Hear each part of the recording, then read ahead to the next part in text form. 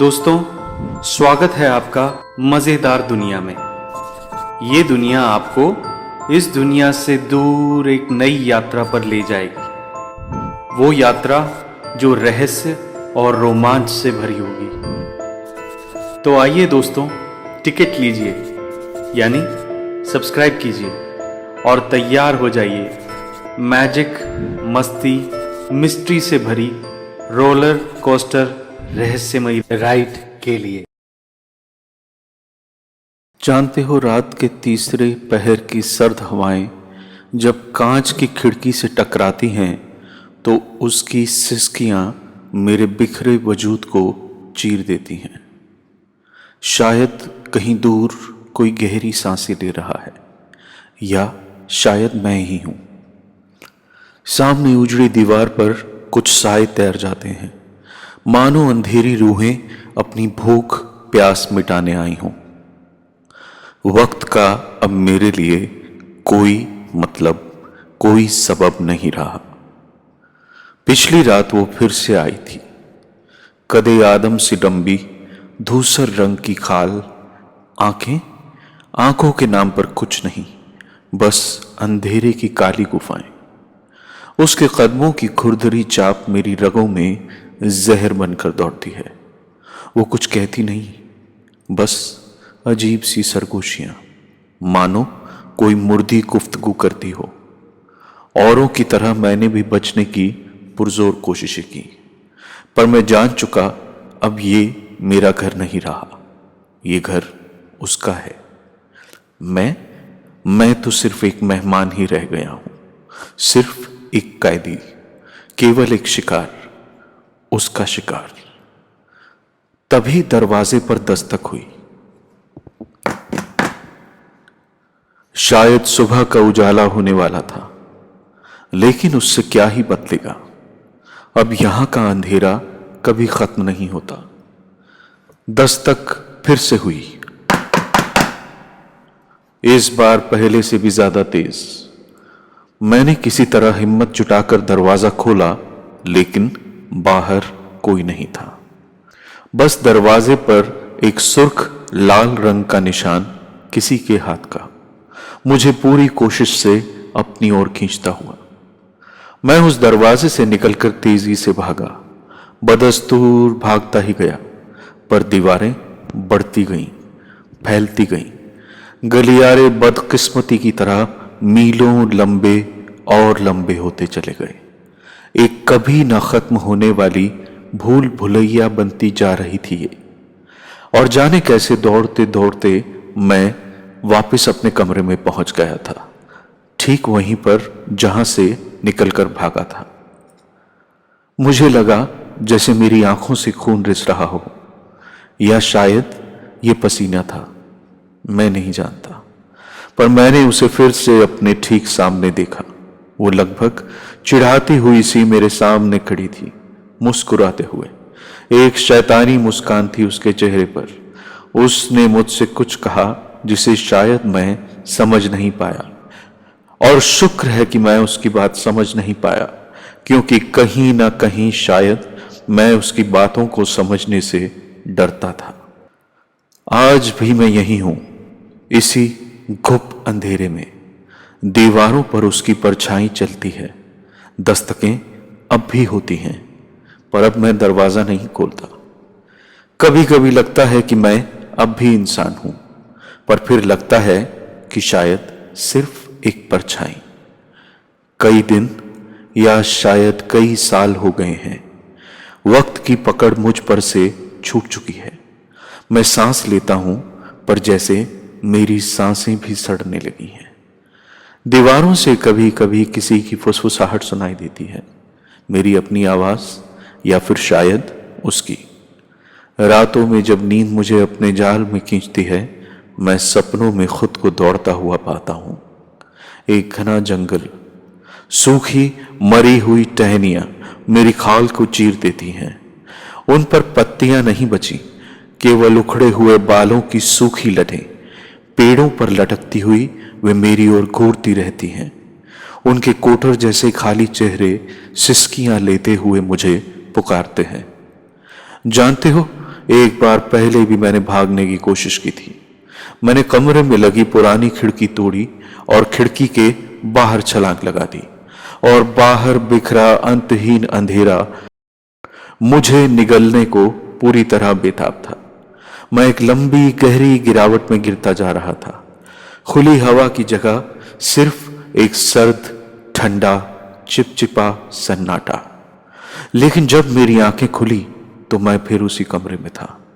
मेरी खिड़की पहले जैसी बंद थी। कल रात एक और दस्तक हुई थी, पर इस बार दस्तक की आवाज अलग थी, धीमी और ठहरी हुई, जैसे कोई सीधे मेरे कानों में फुसफुसा रहा हो। डरते डरते मैंने पास रखा एक चाकू उठाया और धीरे धीरे दरवाजे की ओर बढ़ा। हर कदम के साथ मेरे पैरों के नीचे की जमीन चिपचिपी होती गई, जैसे खून का तालाब फैला हुआ हो। जब दरवाजा खोला, बाहर कोई नहीं था, लेकिन फर्श पर सुर्ख लफ्जों में कुछ लिखा था, जानता है तू अभी भी जिंदा है। उस पल मुझे लगा कि मैं पहले ही मर क्यों न गया। वक्त की मुट्ठी से लम्हे रिश्ते रहे। रात बढ़ती गई, अंधेरा गहराता गया। मैं अपने बिस्तर पर बैठा रहा, चाकू को कसकर पकड़े हुए। लेकिन नींद, वह धोखेबाज नींद, उसने मुझे फिर जकड़ लिया। सारा दिन पहरा देने के बाद पलकों के पहरेदार बेहोश हुए और लुढ़क गए। आंखें बंद होने के साथ ही इस बार मैंने खुद को किसी अजीब से शहर में पाया, जहां की सड़कों के दोनों ओर फैले घरों की नामुराद खिड़कियों से कटी फटी लाशें झांक रही थी। उनकी पथरीली बर्फ सी ठोस सर्द मुर्दा आंखें, उनके जर्द चेहरों पर किसी पत्थर के बुत सी तराशी वो खौफनाक डरावनी मुस्कानें मुझे चीर गई थी। तू बहुत देर से आया है, उनमें से एक ने कहा। उसकी आवाज उसके हलक से नहीं निकल रही थी। होंठ नहीं हिलते थे, बल्कि वो ठंडी सरसराहट मेरे कानों के आसपास हवा में गूंज रही थी। और मैं फिर से एक बार दौड़ने लगा, पर हर सड़क और उससे जुड़ी हर गली उस घने अंधेरे में कहीं खो जाती थी। यहां दसियों सड़कें और गलियां तो थीं, पर एक भी रास्ता नहीं था। आखिर रास्ते का काम है एक जगह से दूसरी जगह पहुंचाना, पर यहां ना कोई जगह थी और ना कोई रास्ता। गलियां खुद अपना पता खो चुकी थीं, और ये अब कोई शहर नहीं था, ये तो बस एक मकबरा था, एक जीता जागता मकबरा। भागते भागते मैं शहर के चौक पर आ पहुंचा। वहां एक बहुत पुरानी घड़ियों की दुकान थी, जिसका पुराने कांच लगा दरवाजा बंद था। उसकी खिड़कियों और दीवारों पर धूल की मोटी परत और अंदर से आती टिक टिक की कई अजीब आवाजें, जैसे वक्त यहां किसी पुराने बंद फ्रिज में रखे फलों सा खुद भी सड़ने लगा था। दुकान का दरवाजा अचानक ही खुद ब खुद खुल गया। दुकान के भीतर एक बुजुर्ग घड़ी साज लकड़ी की एक पुरानी पर मजबूत सी एक ऊंची कुर्सी पर बैठा हुआ था। कमरे में अजीब सी धुंध और घुटन थी। उसकी हड्डी नुमा सूखी पेचकस जैसी उंगलियां किसी के वक्त की सुइयों से खेल रही थी। उसकी आंखों में जिंदगी का कोई नामो निशान नहीं था, केवल यादों की कड़ी धूप से तपते रेगिस्तान सी गहरी उदासी। मालूम होता है कि तुम भी वक्त की किसी टिक टिक में फंस गए हो। उसकी आवाज और अंदाज दोनों बुझे से हुए थे। बेटा, यहां हर कोई वक्त से दूर भागता है, पर यह वक्त किसी वहशी की तरह हम सबको जिंदा ही निगल जाता है। जाने वक्त हम पर से गुजरता है या हम वक्त में से गुजर जाते हैं। इससे पहले कि मैं कुछ कह पाऊं, वो बोला, जानते हो, यहां रखी हर घड़ी अलग अलग वक्त बताती है। और जानते हो ये सब अलग अलग वक्त क्यों बताती हैं? क्योंकि हर किसी की जिंदगी की मियाद और उनकी मौत का वक्त अलग अलग होता है। उसकी सूखी कंकाल नुमा उंगलियों की हड्डियों की खड़खड़ाहट और उसका गहरा संजीदा अंदाज मेरे वजूद को सुन्न कर गया। झिझकते हुए उसने एक पुरानी टूटी घड़ी मेरी ओर बढ़ाई। सुनो बेटा, इसे संभाल कर रखना, उसने कहा। जिस पल ये घड़ी रुकेगी उसी पल तुम्हारा वक्त भी खत्म हो जाएगा। वो पुरानी घड़ी अपनी जेब के हवाले कर मैं वहां से भाग निकला और वहां से अंधाधुंध भागते भागते मैं जाने कैसे कुछ देर बाद एक बरसों पुराने के खंडहर में आ गया। बेजान, उदास, एक वीरान खंडहर। वो खंडहर एकदम सुनसान था। वहां बाहर के कंपाउंड में एक नन्ही सी बच्ची एक अजीब से पत्थरनुमा बुतों के पास झूलों पर अकेली बैठी थी। उसके गुड़िया से घने भूरे बाल धूल और राख से बुरी तरह सने हुए थे। उसकी आंखें खोखली और मौत के साए में डूबी हुई थी। तुम कौन हो गुड़िया? मैंने कांपते हुए पूछा। मैं वही हूं जो तुम्हें सबसे ज्यादा चाहिए, उसने बेबसी से मुस्कुराते हुए कहा। मदद? मदद नहीं पागल, यादें, उसने हंसते हुए कहा। मैं यहां उन यादों को संभालती हूं जिनसे तुम भागते हो, क्योंकि किसी किसी के लिए यहां यादें बोझ बन जाती हैं। तभी उसके पीछे लगे पत्थर के टूटे बुत ऐसे हिलने लगे जैसे कि भूचाल आ गया हो। उनमें बुरी तरह दरारें पड़ने लगीं, पर वो लड़की बिल्कुल नहीं घबराई और उसकी खुरदुरी नजरें मुझे बुरी तरह घूरने लगीं। तुम्हारी सबसे बुरी याद क्या है? उसने सर्द हंसी के साथ पूछा। मेरे पीछे कुछ जानी पहचानी आवाज हुई, मेरे ही कदमों की आवाज। मैंने पलटकर पीछे देखा तो वहां ठीक मेरे पीछे एक लड़का खड़ा था, जिसका चेहरा बिल्कुल मेरे बचपन का चेहरा, सिर्फ चेहरा ही नहीं बल्कि पूरा मैं ही। लेकिन मेरे उस बचपन की तस्वीर का चेहरा बिगड़ चुका था। उसकी आंखें गहरी खोई हुई खाइयां बन चुकी थीं। मैं वहां से भी भाग निकला। वो लड़की और मेरा बचपन बड़ी तेज चीखे। उनकी चीखें पीछे कहीं दूर गूंजती रहीं। जाने कैसे बहुत भारी तूफानी हवा चल पड़ी, जिसमें उनकी चीखें कहीं खो गईं। अपनी आंखें ढककर किसी तरह रास्ता ढूंढता भागते भागते मैं एक पुराने मांस के गोदाम में पहुंच गया। वहां गंदगी से भरी जंग लगी पुरानी लोहे की बड़ी बड़ी हुक लटक रही थी, जिन पर जंग के साथ साथ पुराने सड़े गले मांस की परतें, जिनसे पुराने खून के धब्बे रिसते थे। वहां किसी नए खौफनाक झटके की तरह मौजूद था एक नकाबपोश आदमी, पुराने काले चमड़े का एप्रन पहने हुए। तुम कौन हो? मैंने डगमगाती आवाज में पूछा। मैं एक सौदागर हूं, बस एक सौदागर, और मैं वही बेचता हूं जो लोग खो देते हैं, उसने पिघले लोहे जैसी अजीब सी आवाज में कहा। क्या? मैंने कहा कि मैं वही बेचता हूं जो लोग खो देते हैं, उनकी उम्मीदें, उनके खो चुके सपने और कभी कभी उनकी खोई गुमनाम रूह। उसने अपनी जेब से एक छोटी शीशी निकाली, जिसमें एक जिंदा पलती हुई काली धुंध हिल रही थी। तू जानता है कि इस शीशी में ये काला धुआं, ये जिंदा धुआं है। ये तेरी रूह है जो यहां आकर खो गई थी, पर मैंने उसे इस शीशी में कैद कर लिया है, उसने कहा। तुझे ये वापस चाहिए तो कुछ कीमत चुकानी होगी। क्या कीमत? मैंने हिम्मत जुटाकर पूछा। उसकी खोखली हंसी गूंज उठी। कीमत है वक्त, जो अब तेरे पास बचा ही नहीं। उसकी बात सुन उस मांस के गोदाम से एक बार फिर मैं भाग निकला, पर अब मैं भागते भागते थक चुका था। हर मोड़ पर नया खौफ, अनजान डर, हर गलियारे में एक दर्दनाक सजा। कहने को तो इस मुर्दा शहर में सब कुछ मौजूद है, पर कुछ भी असली नहीं। जो भी यहाँ आता है वो खुद एक नई कहानी में बदल जाता है। कहानी सुनने वाले, अब तुम भी इस शहर में आ चुके हो, क्या भाग सकोगे?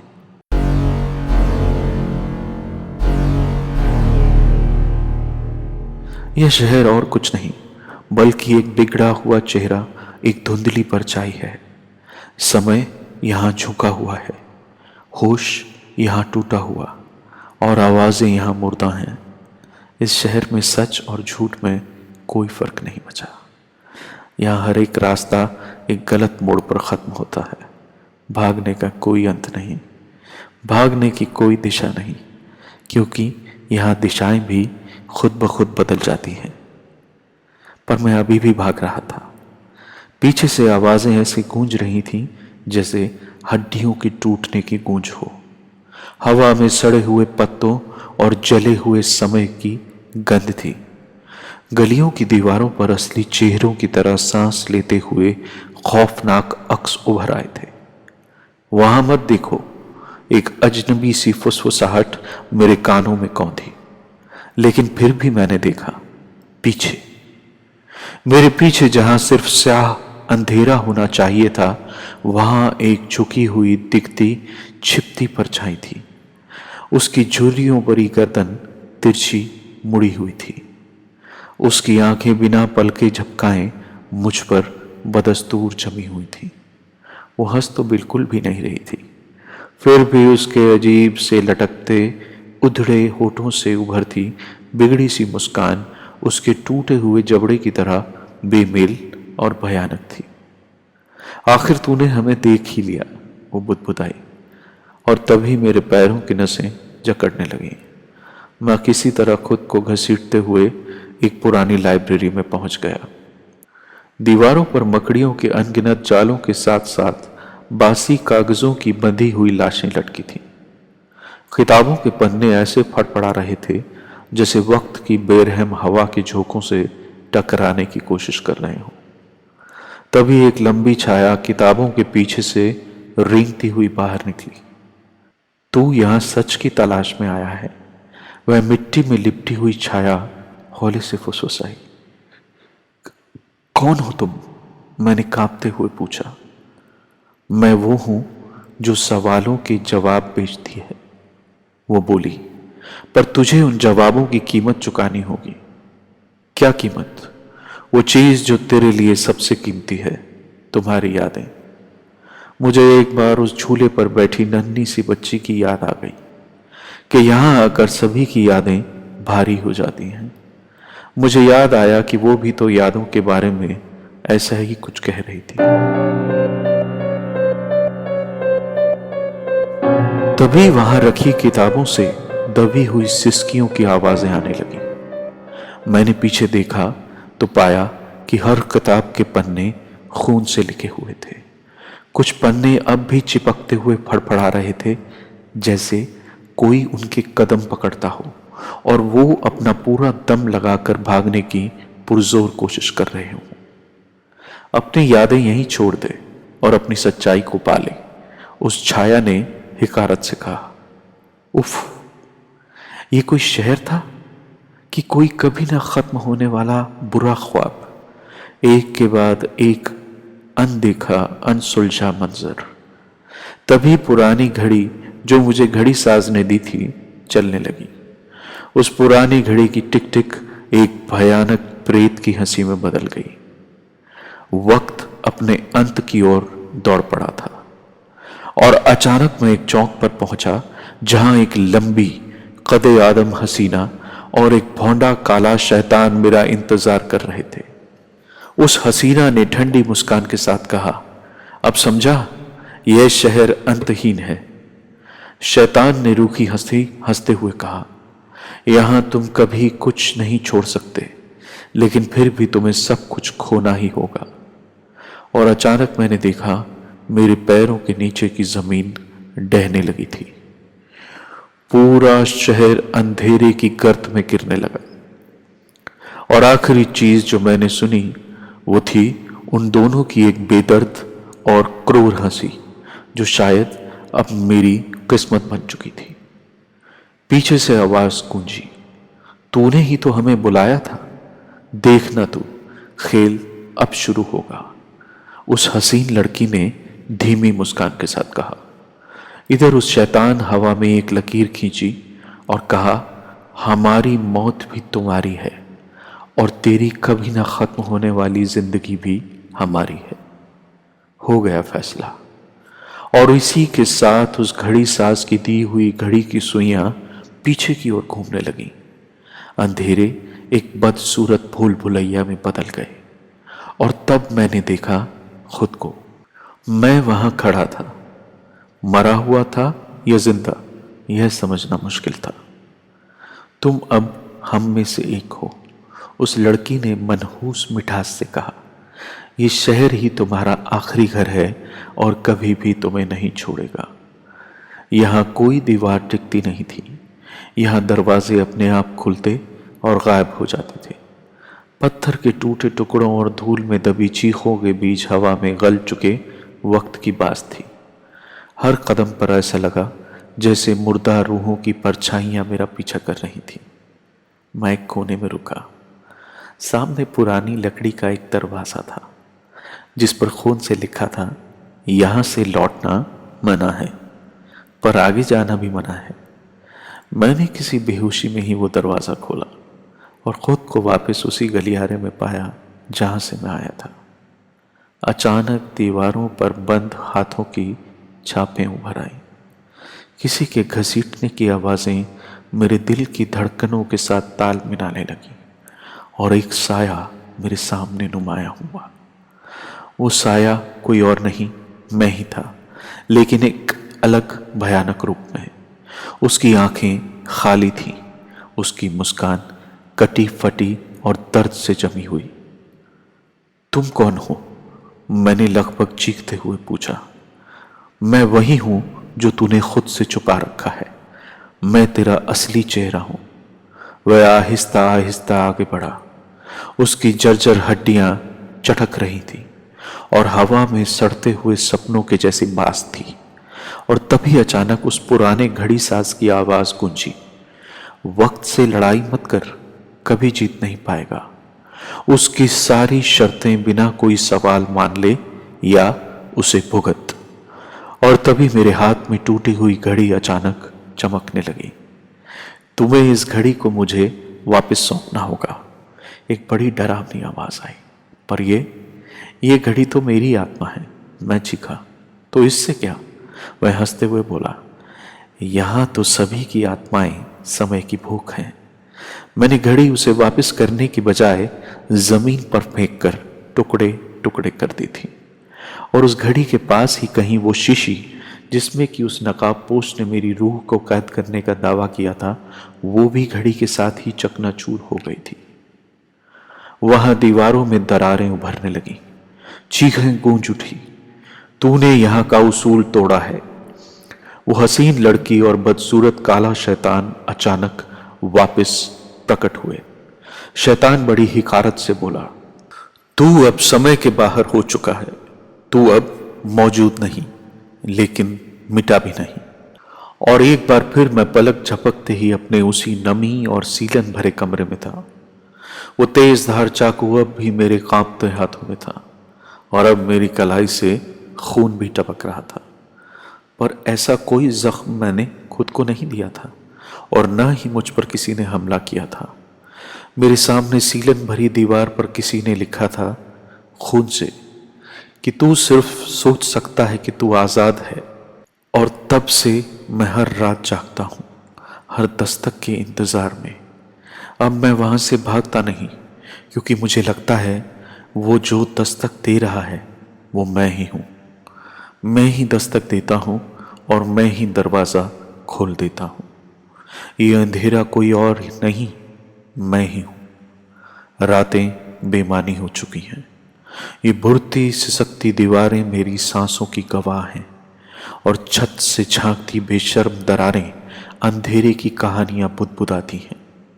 मैं अब बातें करने लगा हूं अपने आप से, या शायद उनसे जो देखे नहीं जा सकते पर हैं तो जरूर। उतने ही वजूद में हैं जितने मैं और तुम। कई दिन और रातें बीत गए, लेकिन आज कई दिनों के बाद कुछ अजीब हुआ। मैं अपनी अध सोई अध जगी से उभरा तो कमरे में वही कदे आदम सी लंबी हसीन लड़की खड़ी थी, जो आज पहले से भी ज्यादा खूबसूरत मालूम होती थी। उसकी पतली आधी ढकी आधी झांकती सी काया एक पुराने से छूटे मटमैले आर पार दिखने वाले कपड़े में लिपटी हुई थी। वो कपड़ा उसके बदन को ठीक से ढक नहीं पा रहा था। उसकी आंखें किसी काली बिल्ली की आंखों की तरह कांच की गेंद सी चमकती किसी और दुनिया की गवाह लगती थी। वो लगातार मुझे देख रही थी।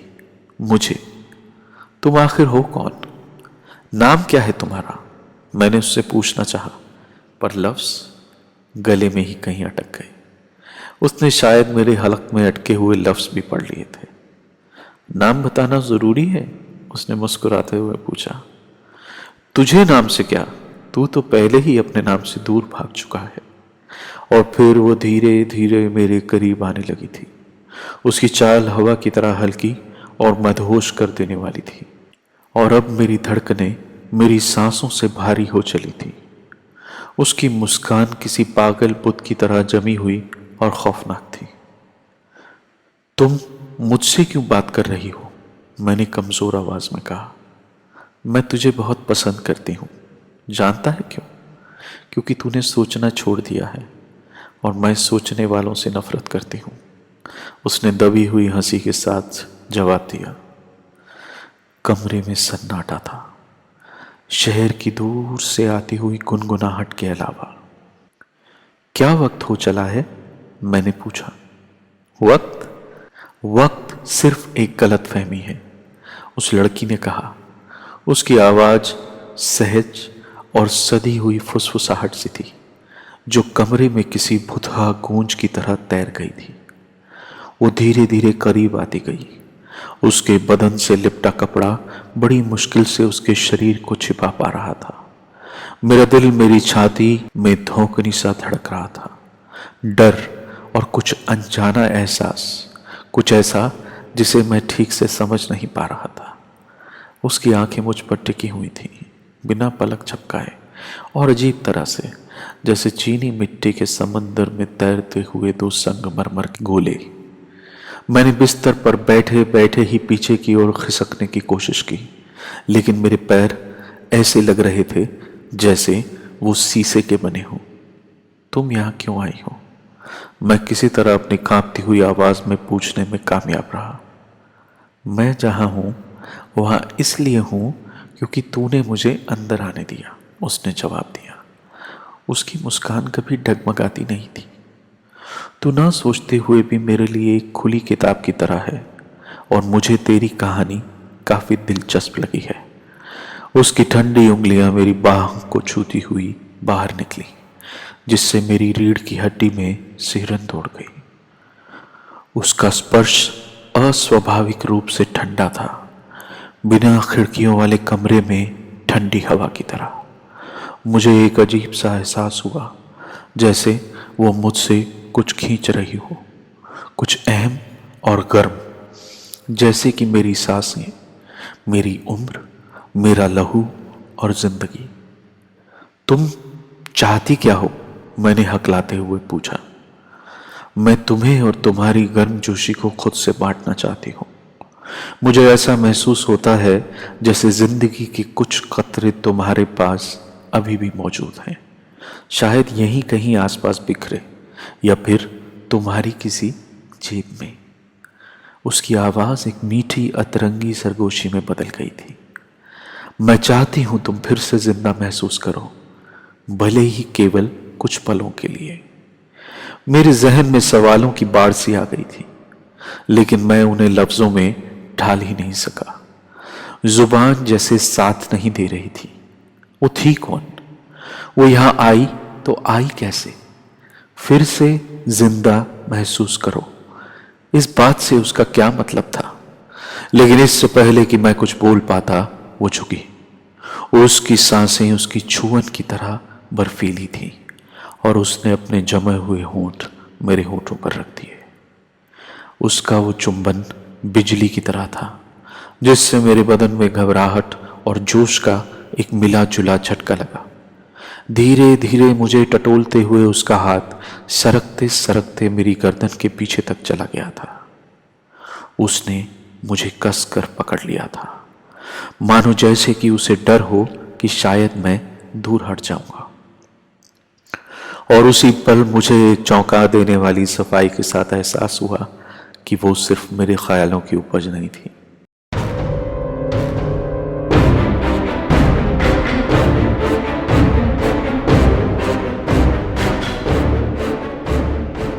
वो थी, वो असली थी, वहां मौजूद थी। उसका दूसरा हाथ शरारत करता हुआ मेरे शरीर को टटोलने लगा, मेरी छाती और पेट पर फिसलने लगा, जिससे मेरे रोंगटे खड़े हो गए। मेरी शर्ट का कपड़ा उसकी ठंडी नर्म त्वचा पर खुरदुरा लग रहा था और मैं अपने शरीर की गर्मी को उसके छूने से पिघलते हुए महसूस कर सकता था। मेरे विचार भरम, खौफ और एक अनजानी सी बढ़ती हुई ख्वाहिश के तूफान में घूम रहे थे, जिसे अब मैं अनदेखा नहीं कर पा रहा था।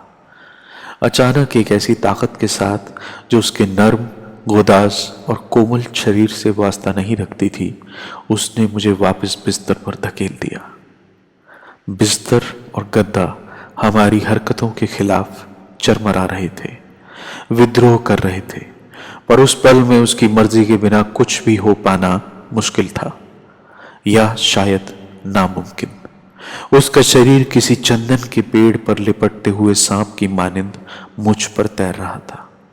उसके लिबास की एक फटी हुई लंबी कतरन हमारे चारों ओर किसी भूत या कफन सी तैर रही थी। उसकी नजरें, वो डरावनी सुंदर अपने कब्जे में ले लेने वाली नजरें मेरी आंखों में पैवस्त हो गईं।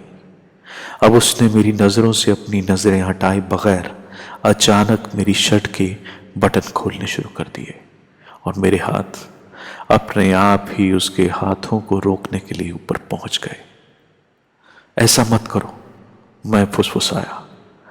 हालांकि मुझे यकीन नहीं था कि मेरा मतलब यही था या कि मैं यही चाहता था। तुम्हें डरने की कोई जरूरत नहीं है, उसने बड़बड़ाते हुए कहा। उसकी आवाज में शराब की पूरी बोतल सा नशा था, एक गहरी कशिश थी जिसका मैं पूरी तरह से विरोध करने की कोशिश कर रहा था, पर साथ ही मैंने खुद से कहा कि मैं बस ये जानना चाहता हूं, ये आखिर है कैसा, ये जीना, ये जिंदगी। ये जीना शायद सिर्फ सांस लेना नहीं है, बल्कि ये है शायद सही मायनों में जिंदा होना। और एक पल में उसके मखमली हाथ मेरे बदन पर फिसलते चले गए। मैंने अपनी गर्दन पर उसकी सांसों की गर्मी महसूस की। वो गर्मी काबिले बर्दाश्त नहीं थी, खौफ और हवस की एक ऐसी मिलावट जिसने मुझे कांपने पर मजबूर कर दिया था। जैसे ही उसने मुझे छुआ, मुझे उसकी उंगलियों में एक अजीब सी गर्मी फैलती हुई महसूस हुई जो मेरे दिल में समा गई। ऐसा लग रहा था जैसे वह मेरे साथ साथ मेरे खौफ को भी खा रही थी, हर गुजरते पल के साथ और मजबूत और दमदार होती जा रही थी, और ज्यादा जिंदा हो रही थी। वो लड़की मेरे करीब झुकी, उसकी गर्म सांसें मेरे कान के पास सरसराई। तू अपनी ख्वाहिशों से, अपनी हवस से बच नहीं सकता, उसने फुसफुसाते हुए कहा। उन्हें गले लगा और इसके साथ ही उसने मुझे एक बार फिर से चूमा, इस बार और गहरा। उसकी मखमली नम जीभ मेरे मुंह को टटोल रही थी और उसका हाथ तलाशना जारी रख रहा था। मैंने महसूस किया कि मैं हार मान रहा हूं। मेरा बदन मेरे दिमाग की पुरजोर कोशिश के बावजूद हरकत कर रहा है। हकीकत और ख्वाब के बीच की लकीर धुंधली हो गई, जब तक कि वहां केवल उसकी बर्फीली छुअन की तपिश के बीच पैदा हुआ जुनून ही बाकी रह गए। जैसे जैसे हम अंधेरे में साथ साथ आगे बढ़े, लड़की की आंखें चमकने लगी, कांच की चमक, एक चमक जो किसी दूसरी दुनिया की रोशनी से झिलमिलाने लगी। धीरे धीरे मेरे जिस्म की गर्मी निचोड़ निचोड़ कर उसकी त्वचा गर्म और जिंदा हो गई, और एक पल के सोए हिस्से के लिए मुझे लगा कि मैंने उसकी निगाहों में इंसानियत की एक शमा टिमटिमाते हुए देखी है। लेकिन फिर जैसे उसकी जगह एक खाली कराहती भूख और प्यास ने ले ली। कमरा एक बार फिर सर्द हो चला था और खौफ हमारे चारों ओर एक रेंगते हुए सांप की तरह लिपटने लगा था, अपनी कुंडली कसता हुआ। उस लड़की की हरकतें और ज्यादा तेज, लगभग वहशियाना हो गई। ऐसा लग रहा था जैसे वह मुझे खा जाने की कोशिश कर रही थी। मेरे पास जो भी सांसें थीं वो उन्हें सोख लेना चाहती थी, पी जाना चाहती थी। और जैसे जैसे गर्मी मेरे शरीर से निकल रही थी, मैं सोच रहा था कि क्या ये सिर्फ आसपास पसरी काली रात है, या सिर्फ एक लड़की जिसने मुझ पर पूरी तरह से कब्जा कर लिया है। क्या मैं कभी इस खौफनाक राज की बर्फीली पकड़ से बच पाऊंगा, या मैं उस एहसास की गहरी खाई में खो जाऊंगा हमेशा के लिए, खौफ और हवस और शैतानियत के कभी न खुलने वाली कैद में फंस जाऊंगा। हमारे मिलन का गहरापन कहें या उसकी ऊंचाई, समंदर की तेज लहर की मानिंद हमें बहा ले गई। एक पल के लिए जैसे मुझे उससे जुड़ाव सा महसूस हुआ। मुझे लगा जैसे कि मैं उसकी पुरानी रूह के बहुत बड़े शिकंजे, उसके फैलाव, उसकी पकड़ को महसूस ही नहीं कर सकता, बल्कि उसे देख सकता हूँ। लेकिन जितनी जल्दी वो जुड़ाव आया, उतनी ही जल्दी पीछे भी हट गया था। उसने मुझे मटमैले अंधेरे में ठिठुरता हुआ और अकेला छोड़ दिया। वो थोड़ा दूर हट गई।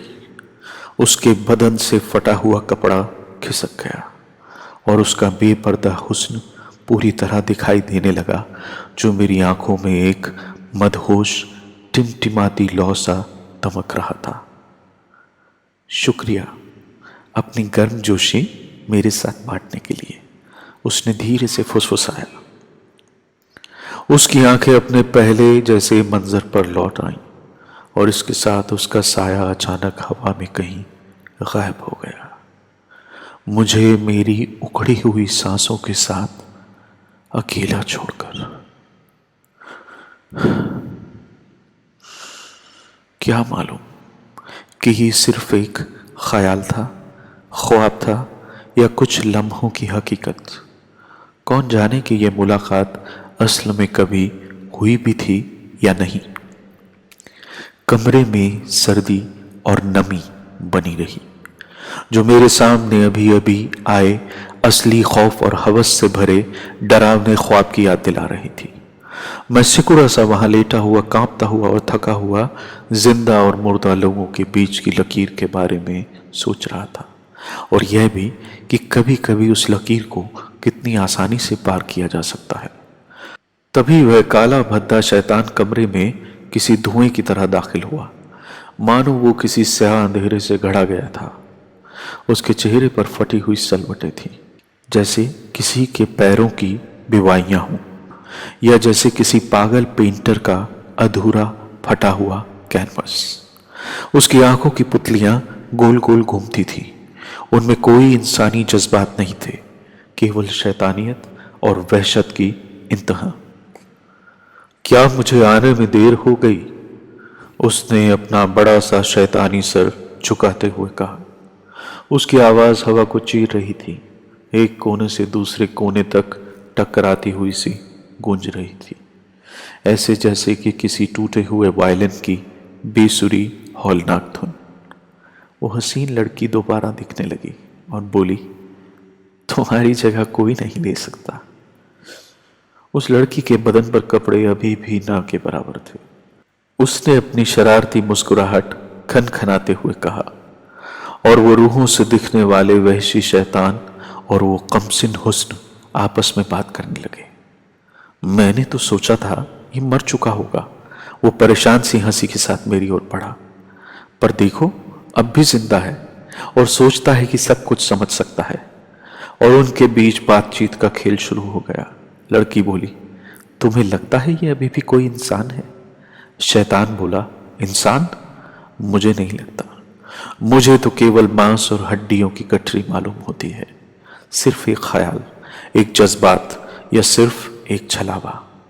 लड़की बोली, तुम्हें लगता है कि इसने कभी जिंदगी को करीब से देखा है? शैतान मुस्कुराया, क्या कहती हो? ये जो जी रहा है, जिस कैद में है, ये तो कोई जिंदगी नहीं, ये तो मौत के इंतजार में लगी एक लंबी कतार में है। लड़की बोली, तुम्हें लगता है ये मोहब्बत कर सकता है? शैतान खिलखिलाया, मोहब्बत?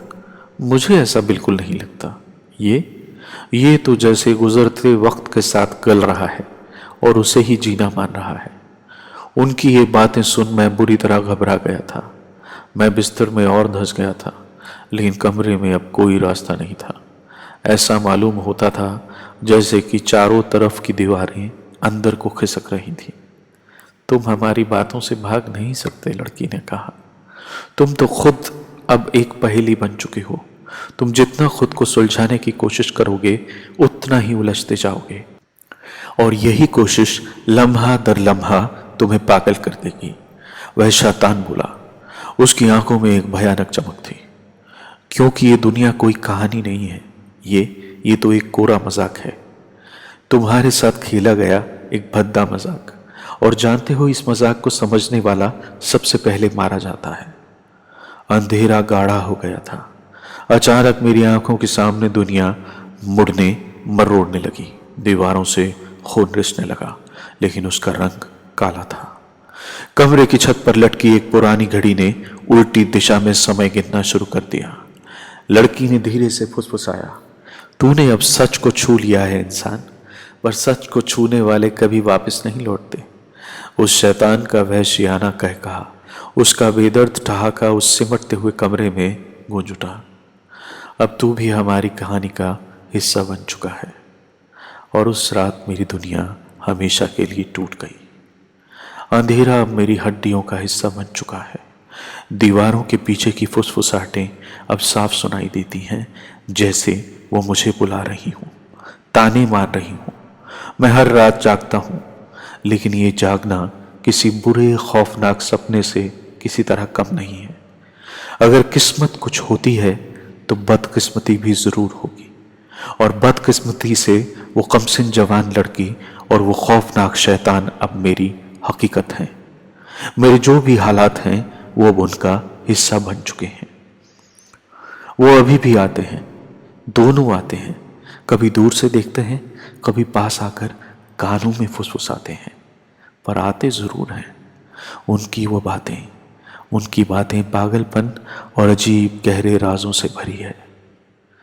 तभी कमरे के दरवाजे से सर्द हवा का एक बेरहम झोंका अंदर आ धमका, और कोने में जलती इकलौती शमा बुझ गई थी, शायद हमेशा के लिए।